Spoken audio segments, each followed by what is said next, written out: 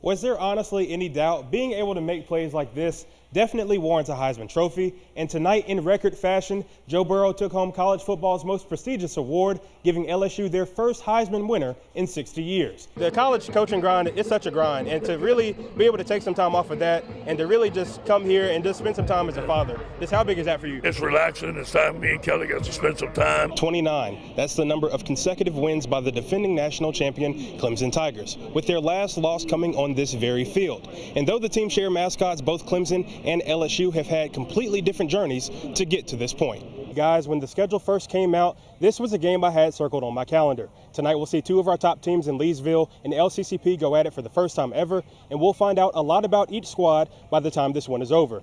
Early in the second, it'd be the Saints defense now coming up huge. A.J. Klein with an amazing read, coming up with the interception. He takes it to the crib for 6. Saints telling the Panthers to go ahead and pass the sticks. While Frank Wilson's tenure at UTSA didn't go the way he would have hoped, he says he feels he left the program better than when he found it 4 seasons ago. His next task is trying to do the same back here in his home state as the new head coach of the Pokes, a job he wanted from the time it became open. Sports have quite the way of uniting people from all walks of life. Monday night in New Orleans, a group of Tigers capped off a season that people from Louisiana and beyond will talk about for years and years to come. LSU won its 4th national title in program history and did it for all the people from around the boot that have supported them since day one. It gives this state the motivation of coming together, and it's crazy to think a sport can have such magnitude on a city and a state. I mean, it's going to bring so many people together. What we did tonight can't be taken away from us. I don't know about the whole hero thing, but I know this national championship will be remembered for a long time in Louisiana. To do it in New Orleans is even more special, and this is going to be remembered for a long time. The 15-0 season was due in large part to the Tigers' high-flying offensive attack that was on display week in and week out. With the numerous records shattered by the purple and gold on their way to their ultimate goal, they feel like they possess the greatest offense we've ever seen at the college level. I mean, we can't say the greatest show on turf because we don't play on turf in Tiger Stadium, but I don't know. We got to figure out a name because I think this is pretty sure one of the best offenses ever. I can't go back and look at all those offenses from early on when film was black and white, but as current day offense, we're the best offense. Jennings native Travis Achan's homecoming to Louisiana didn't end the way he would have hoped, given LSU's win. The former Bulldog did finish with nearly 150 all-purpose yards and a score, and broke Clemson's career rushing yards record in the process. Soon Achan will have to make a decision on his future, but is grateful for the time he's had at Clemson. And this has been the best 3 years of my life, just the best decision I could have made for me as a young man. And I'm just thankful just the group of guys that God has put around me, and them, they just really just helped me grow as a person and as a man.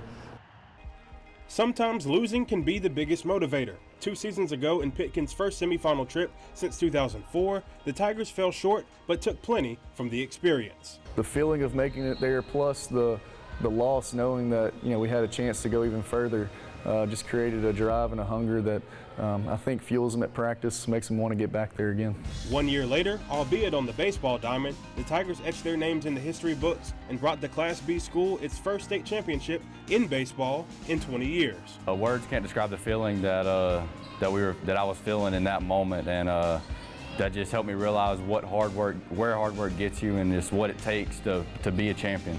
The centerpiece for both Tiger squads, senior star Garrett Edwards. Edwards has been outstanding during his dual-sport high school career and is coming off a junior season for the ages. On the court, he led the Tigers to the quarterfinals with averages of 33 points and 11 boards. Edwards followed that with a dominant spring on the mound, going 11-1 with a .46 ERA while also hitting .423. It's the latter sport he will continue playing collegially as he inks with his dream school, LSU, in November. God really blessed me, and I'm very lucky to achieve a lifelong dream that I've always wanted to do, and just playing for the best program in the country it's just amazing. With Edwards being in the midst of his last season on the hardwood and gearing up for one last go-round on the high school diamond, he plans on making sure no one will soon forget the impact he's had on Pitkins. I just want, when I leave here, everybody to know that I was probably the best player to ever come through here. But for me, it's mostly me being a the best role model that I can possibly be for the younger guys, and just setting the standard and helping people realize what it takes to be great. This fall, you might catch Eric Renee on the football field as a walk-on linebacker for McNeese. But there's more to this Cowboy than meets the eye. In my freshman year, the bowling team was short on people, and my football coach had asked me to step in, so I've kind of been hooked on it since then. Renee has only been bowling for about 5 years now and has already noticed plenty of growth in just a short period of time. I would say my attitude has gotten a lot better over time, and I'm just a lot more consistent now than I was. Renee was the bowling team captain for his entire career at LaGrange and was named the Lake Area Youth Bowler of the Year in 2018. He recently had the opportunity to compete on a larger stage at the Junior Gold Bowling Championship in Detroit. The training required a lot of long hours, traveling, and patience, because it also put me through a lot of things I haven't been through, like different conditions, I say, and it made it a lot harder.